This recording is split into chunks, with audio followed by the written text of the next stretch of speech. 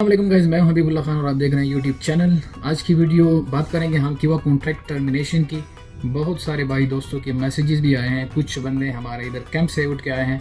उन्होंने सवाल पूछा कि हम कॉन्ट्रैक्ट टर्मिनेट करेंगे तो क्या होगा, कैसे हमारी आगे की प्रोसीजर होंगे। बहुत सारी चीज़ें उन्होंने सवाल किए, उन सारी सवालों का मैं इस वीडियो में जवाब देने वाला हूँ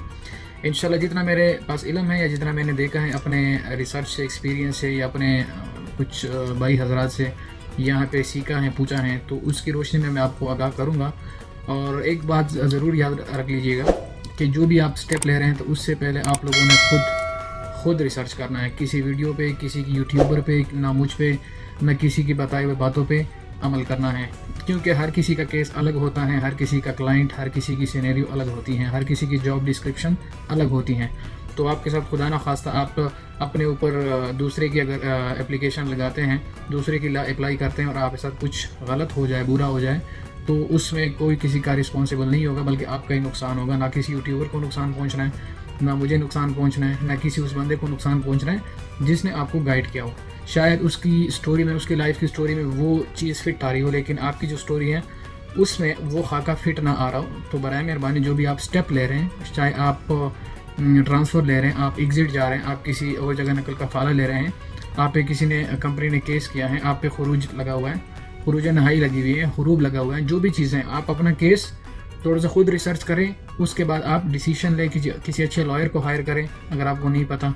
या फिर ऐसे सीनियर बंदे से आप मशवरा लें जो आपको सही में गाइड करें, ना कि यूट्यूबर बाबू या कोई और। क्योंकि यहाँ पे यूट्यूबर के पास मुख्तलिफ कहानियाँ आती हैं, वो उन्हीं कहानियों को रिसर्च करते हैं, उसी से स्टोरी बनाते हैं। ठीक है, सारों का यही लायमल है। कोई भी इस तरह नहीं है कि अपने ऊपर वो केस लेके खुद फेस करे, वो एक्सपीरियंस करे, उसके बाद आपको बताता है। इस तरह कोई भी नहीं कर सकता। तो चलते हैं, एक बहुत ही किवा कॉन्ट्रैक्ट टर्मिनेशन के दौरान एक चीज़ आती है कि जब बंदा कॉन्ट्रैक्ट टर्मिनेट कर लेता है तो एक नोटिस पीरियड आता है। ठीक है,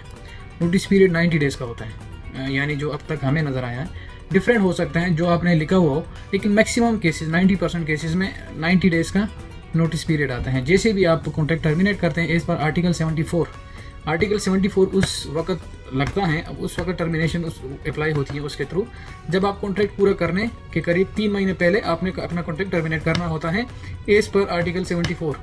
फॉर एग्जांपल आपकी कॉन्ट्रैक्ट 2 साल की है या 1 साल का है, तो जैसे ही आप 90वें महीने में पहुंच जाते हैं 1 साल के कॉन्ट्रैक्ट के, या 21वें महीने पहुंच जाते हैं 2 साल के कॉन्ट्रैक्ट पे, तो आपने अपना कॉन्ट्रैक्ट कैंसिल करना है जब आप उस कंपनी के साथ रहना नहीं चाहते, आगे कंटिन्यू नहीं करना चाहते। अगर आपने कॉन्ट्रैक्ट टर्मिनेट नहीं किया, यानी अगर आपके 3 महीने बचे हैं, तो आपने मिनिमम 3 महीने 3 दिन, 3 महीने 4 दिन, 5 दिन पहले ही कॉन्ट्रैक्ट को टर्मिनेट कर देना है। ठीक है, तो एक तो बात हो गई है कि टर्मिनेशन के हवाले से। तो दूसरी जो बात कि अगर आप जा भी रहे हैं, फॉर एग्जांपल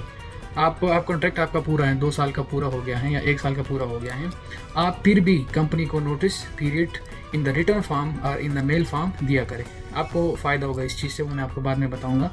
कि अगर कंपनी खुदा न ख्वास्ता आपके साथ कोई हैंगी पैंकी करती हैं या आपके पैसे रुकवाती हैं या आपके एंड सर्विस बेनिफिट रुकवाती हैं, तो जो नोटिस पीरियड आप उनको हार्ड में देते हैं उनमें सारी चीज़ें ये मेंशन करा करें कि मेरा रिटर्न टिकट, मेरी 1 साल की जो पेड सैलरी होती हैं, वेकेशन सैलरी होती हैं, या मेरी ये जो चीज़ें लवाजमात कंपनी के साथ कॉन्ट्रैक्ट में तयशुदा हैं, या मेरी इतनी सैलरीज जो पेंडिंग थी, वो मुझे आप बराए मेहरबानी इस कॉन्ट्रैक्ट के अख्तिताम तक मेरे हवाले कर दीजिएगा। तो नोटिस पीरियड जब आप हार्ड में देते हैं, इनको मेल करते हैं, कल को आप कोर्ट में, यानी जस्टिस कोर्ट में, आप लेबर कोर्ट में वो चीज़ दिखा सकते हैं कि भाई ये मैंने सेंड किया हुआ था, तो ये चीज़ें मेरी इनके पास बनती हैं। ठीक है, क्योंकि जो किवा कॉन्ट्रैक्ट आप टर्मिनेट करते हैं उसमें ये चीज़ें मेंशन नहीं होती, क्योंकि वहाँ पे जस्ट टर्मिनेशन आ जाता है, आपकी इतने जो नोटिस पीरियड डेज होते हैं वो स्टार्ट हो जाते हैं। एक दूसरी चीज़ जो बहुत इंपॉर्टेंट है और बहुत सारे भाइयों का इस बारे में क्वेश्चन भी हैं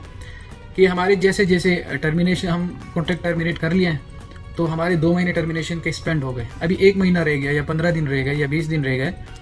तो हमने दूसरे कफील से या दूसरी कंपनी से जब तलब मंगवाया, कॉन्ट्रैक्ट मंगवाया, तो हमने उसको जैसे एक्सेप्ट कर लिया, तो उसके बाद हमारा नोटिस पीरियड दोबारा से क्या हो गया, 90 दिन का हो गया पुराने कफील के साथ। ठीक है, या पुरानी कंपनी के साथ। तो यहाँ पे एक पॉइंट होता है, आप लोगों ने करना ये है कि जो करंट एम्प्लॉयर होते हैं, करंट कफील या करंट कंपनी होती है, जब आप कॉन्ट्रैक्ट टर्मिनेशन पे चले जाते हैं, आपने दूसरे कफील या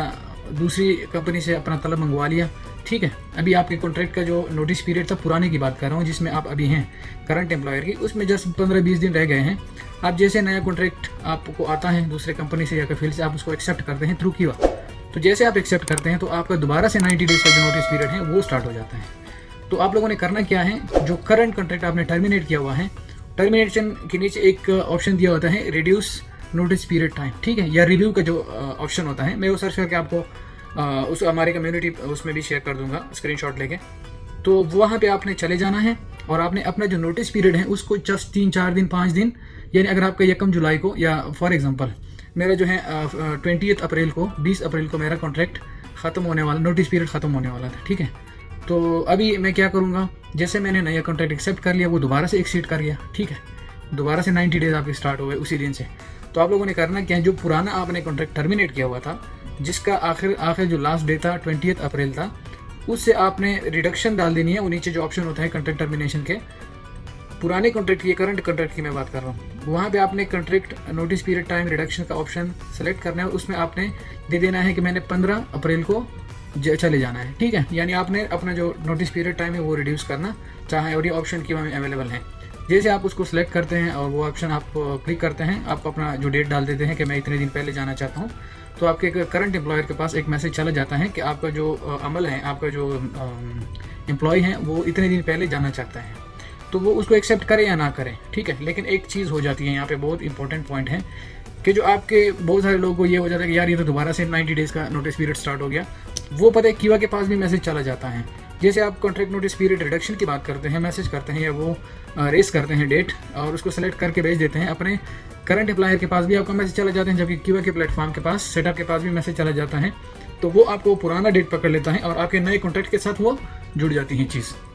तो ऐसे आपको वो पुराना जितना टाइम स्पेंड हुआ होता है वो दोबारा से रिकैलकुलेट होकर आपके नए कॉन्ट्रैक्ट, जैसे 20 दिन रह गए या 10 दिन रह गए, आपने टर्मिनेशन मारी, नया एक आपके पास रिक्वेस्ट आपने मंगवाया, तलब मंगवाया, आपने वो एक्सेप्ट की।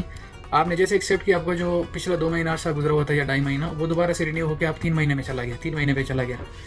तो वो जो है, जब आप इस रिडक्शन की बात करते हैं और वो वाला ऑप्शन यूटिलाइज़ करते हैं, तो वहाँ पे आपको जो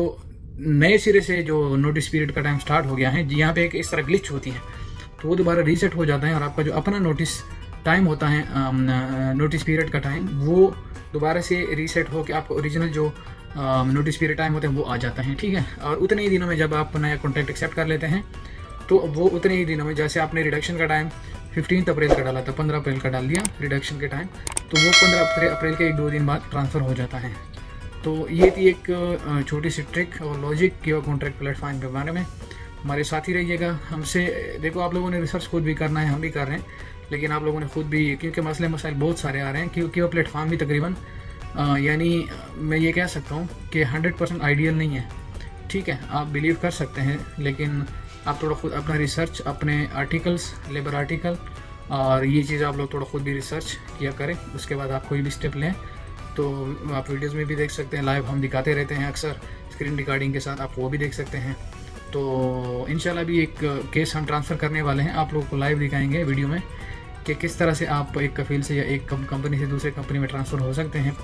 जिस दिन आप नोटिस पीरियड डालते हैं उस दिन से स्टार्ट करेंगे केस को, और जब तक ट्रांसफ़र हो जाता है दूसरे नए कफील या कंपनी के पास, जब वो कॉन्ट्रैक्ट पीरियड ड्यूरेशन स्टार्ट हो जाती है, वहाँ तक आपको दिखाएंगे इंशाल्लाह विथ विटनेस एंड रिकॉर्ड। लेकिन जैसे मैंने आपको स्टार्ट में कहा कि हर किसी का केस अलग होता है, तो आप लोगों ने उसको देख के वैसे ही नहीं कर देना, क्योंकि आपका कॉन्ट्रैक्ट शायद कुछ और कह रहा हो, इस बंदे का कॉन्ट्रैक्ट कुछ और कह रहा हो, तो आप लोगों ने अपना ही फॉलो करना है, अपना ही थोड़ा बहुत रिसर्च करके उसके बाद कोई स्टेप लेना है। So thank you guys for watching. Please हमारे चैनल को सब्सक्राइब कर दीजिएगा, बेल आइकन प्रेस कर दीजिएगा, अपने दोस्तों के साथ लाजमी ये वीडियो शेयर कर दीजिएगा। थैंक यू गाइस, अल्लाह हाफिज़।